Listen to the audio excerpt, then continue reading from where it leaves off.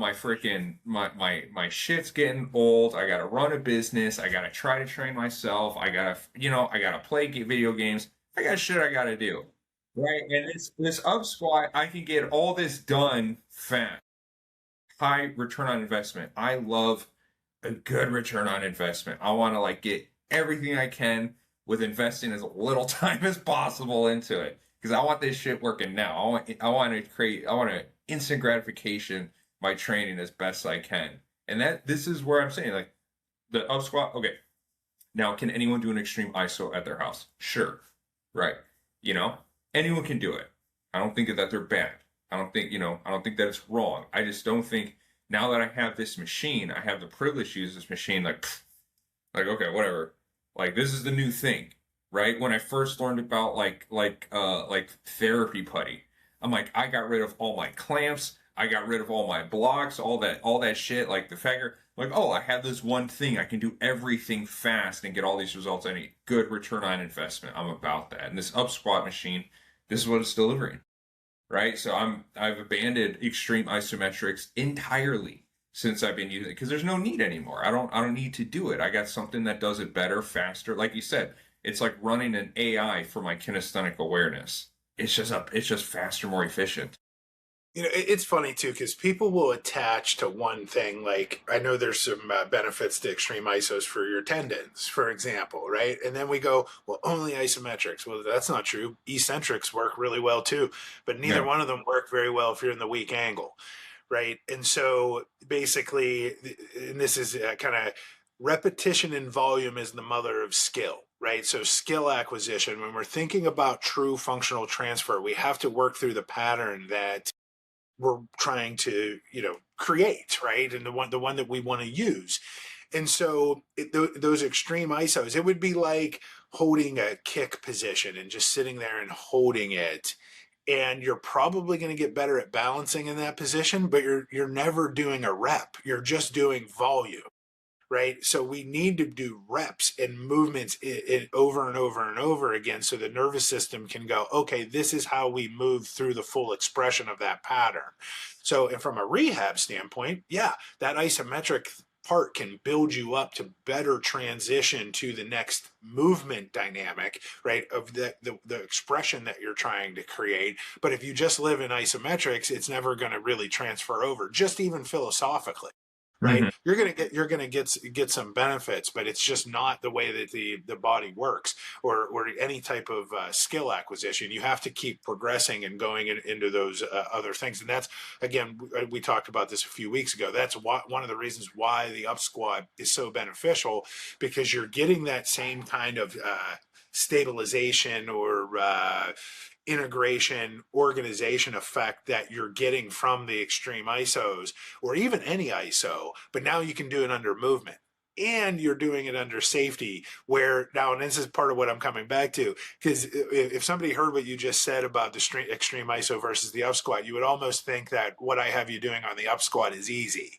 right? But what we're doing right now, Quentin's doing a 10-minute round Oh on one of yeah. his days, where he's got to do as many reps as he can. He's allowed to take breaks, right? But he's got to work on conditioning the pattern for 10 minutes straight, right? And so with that, though, we're contracting and relaxing, we're taking breaks, we're working on breathing, right? And you're working through the pattern that you want to express ultimately, instead of just holding that position. And I think part of the anguish comes into that weak angle that you're trying to maintain, right? The nervous system already is trying to tell you this is stupid, right? We don't like this. This is too much stress to our physiology.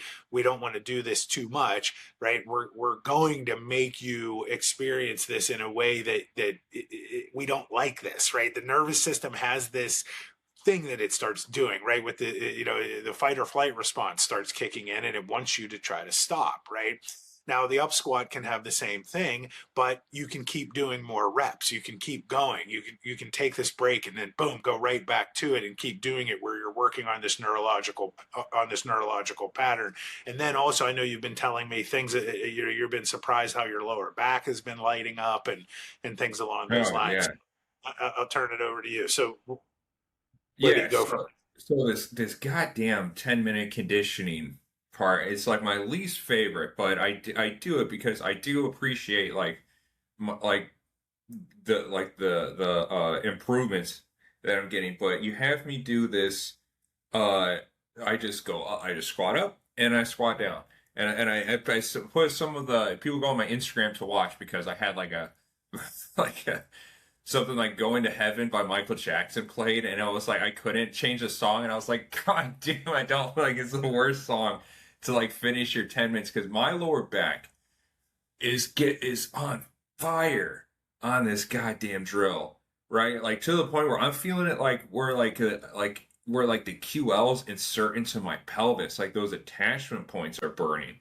And it's afterwards, like I'm laying on my back with my knees up, just breathing for a second, and I feel like my SI joint like pop and like move around. And when I start walking, I start feeling like my ass is tingling, my lower back doesn't really feel too pumped after it's over, but I'm feeling like it's just you can just tell like it's just stressing the shit out of like these kinetic breakdowns. And it's interesting because now it's kind of taking with the going back to touch on the extreme ISO. I think there's some good principles in the extreme ISO, but I think the application has some flaws to it. Where like why hold out this extreme ISO for so long? Well, you're trying to burn through your energy systems. That's what you're trying to do. You're trying to burn through these energy systems so your body will go through more of like an integrating process, right, to get other muscle groups to start working. But it's in an isometric position. It's not in an isokinetic position. You need that isokinetic movement to create a better transfer, correct? To like functionality. Yeah. Yeah. And so that's what I'm doing, going up and down for 10 minutes, burning through my energy systems. And like you said, like how I said, this is like running an AI. As a cool analogy, but it's like running an AI for your kinesthetic awareness. As I'm going through this, I can start figuring out, okay, how do I get, because I remember when I was going through this, my lower back is freaking killing me. And then I remember just kind of like forcing one of my left leg, like my left glute to kind of put like a little bit more effort into the squat. Like I kind of leaned into a little bit more. All of a sudden, a huge amount of the stress came off my lower back. Right. And I was like, oh, that side of my leg is not assisting me as much. And I noticed when I kind of like get that left glute to kind of like really pull my hip forward, all of a sudden my lower back is not nearly as stressed as much.